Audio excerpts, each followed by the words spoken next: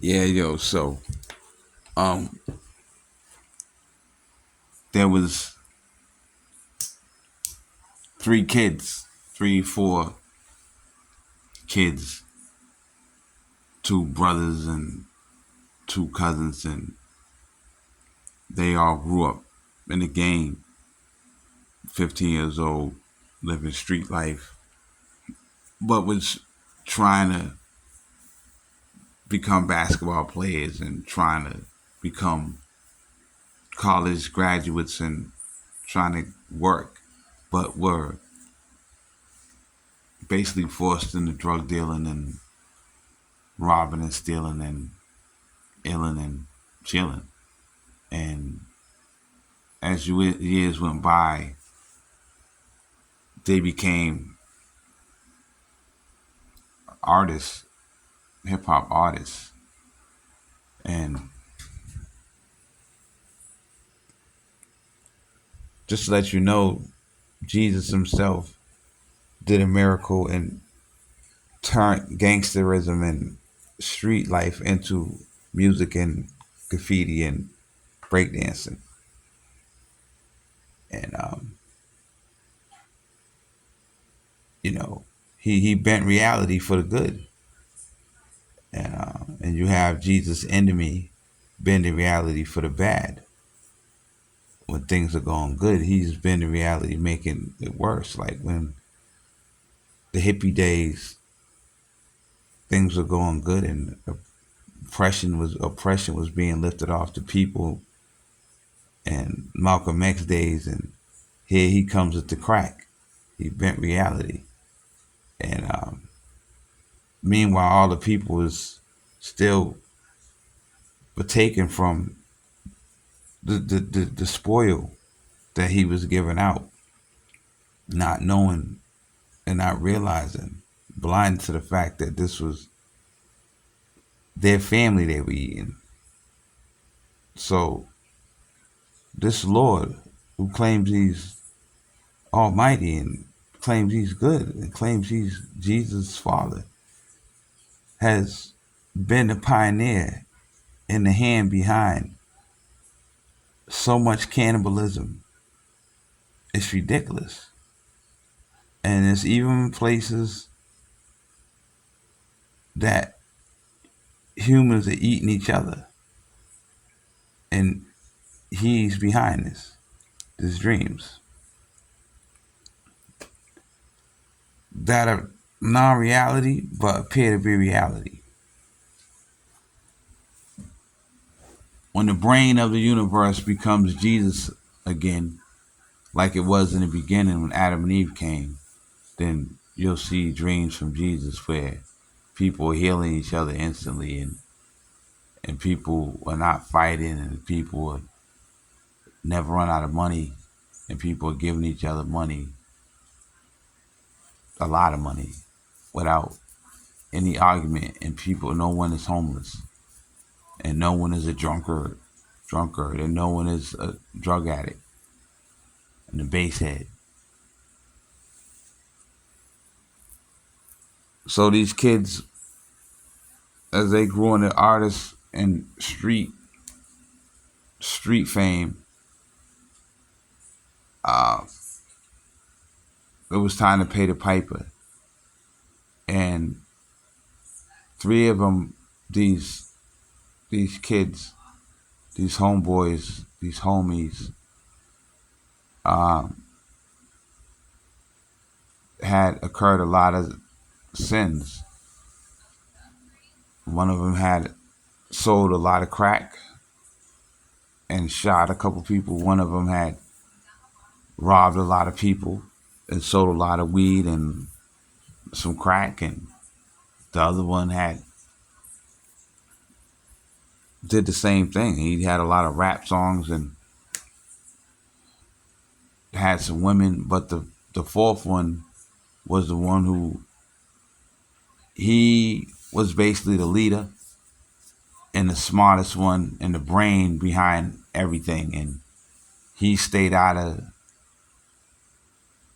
He was always in the street, and he was the stick up kid at one time, and he was a drug dealer at one time, and he was always rapping, and he was selling a lot of weed for a long time, and a gun toter. But he had basically kept his sins at a minimum when it came to certain things. So who do you think the devil went to when it was time for everybody to pay the Pied Piper? He goes to the cleanest one.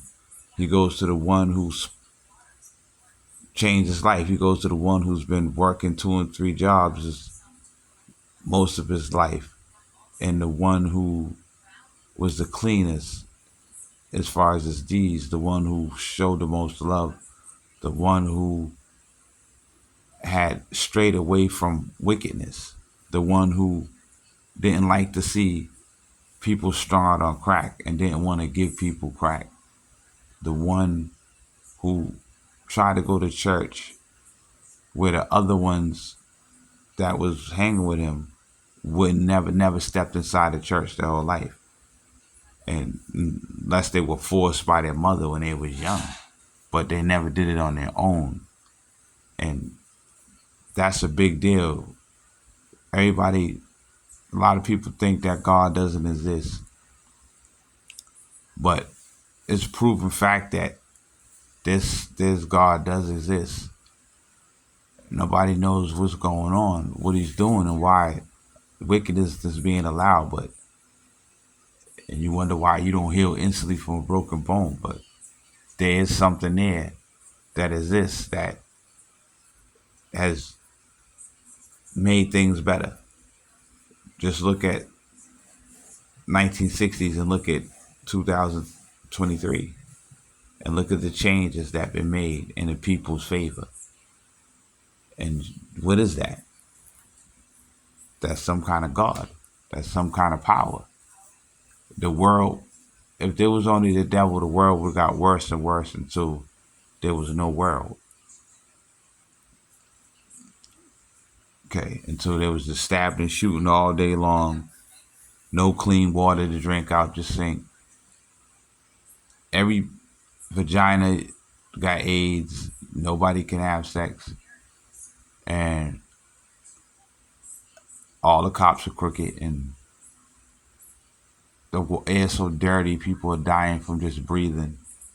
That's a world where the devil is God and there's no God other than the devil. But there's a balance where Jesus exists as God and is taking control over the world, the earth, to a degree, and the devil exists where they're saying it's the devil's system of things, but the spirit of goodness and the spirit of love and the spirit of God is there, making sure the earth is peaceful for the most part in more places than you can imagine. For a street to be totally naked of any crime for a whole day and to be quiet and kids just playing outside is a big miracle for one man named Jesus. But he did this. It took time, but he did it. So just one street, that's a miracle, because it definitely shouldn't be like that, because the heavens is filled with nothing but demons and the demon God.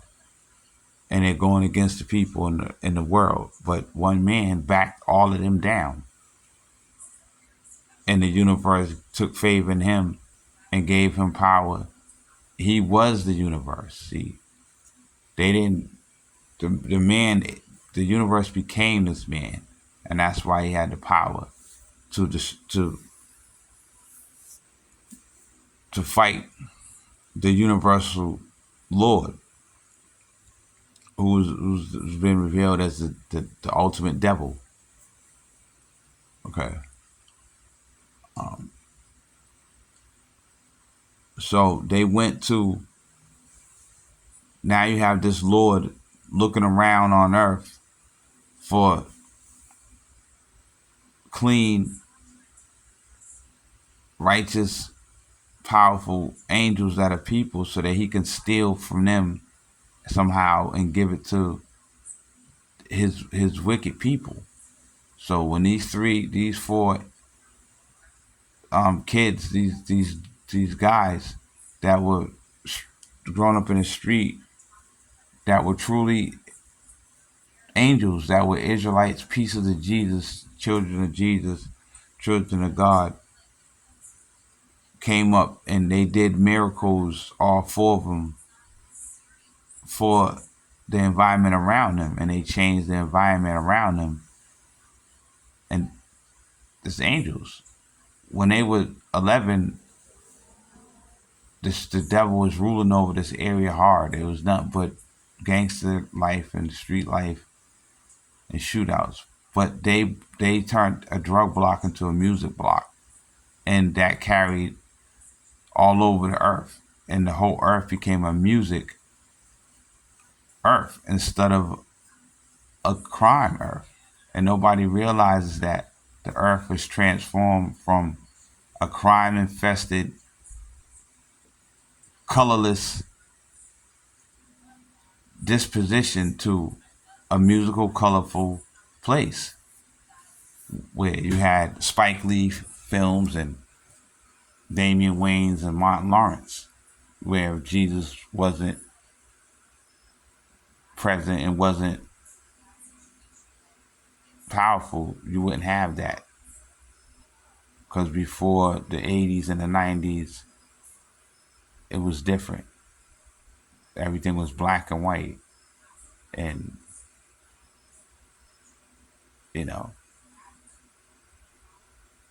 there was rules and you couldn't bend the rules, and there was curfew. It was just no zest to anything. It was just black and white. You can't do this, you can do this, and go to school and, have a wife and don't do anything bad and, don't take any risk and,